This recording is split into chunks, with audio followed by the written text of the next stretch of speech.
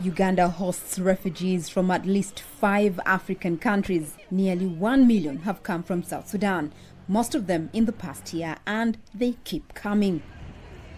The steady influx of refugees is creating serious strain in Uganda. The UN World Food Programme was forced to cut the food rations in May.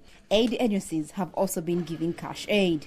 Sometimes we miss the cooking oil. We get only food and the beans. There is no cooking oil. Sometimes they give us the flour of the porridge. The local food supply is stretched to the limit. We have been forced to reduce the distribution for the month of May 50%, but that is mainly due to the physical availability of food and the arrival of food in country. We have taken every measure to make sure that in the June and July and August we have a stable pipeline. Uganda's health system is struggling as well. The number of patients in need of care in northern Uganda has tripled. The UNFPA says it has already earmarked $1 million for this year. That is, of course, not enough. We need at least triple or 4 times as much.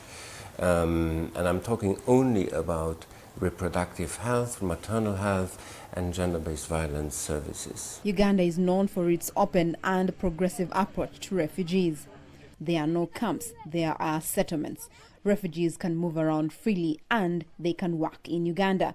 But the massive influx from South Sudan is taking a toll on host communities. A district that was supposed to host 300,000 people is now hosting 600,000, 700,000 people. That district, they are competing for trees that are used as fuel for energy. They are competing for drugs that are supposed to be used by the host communities in the health centers. They are competing for roads that were supposed to sustain the 300 people. Now the heavy trucks taking emergency relief for refugees are also applying the same routes. So there are so many things that are under pressure. So we want the international community to support us, lift the pressure. Back at the border, refugees continue to arrive.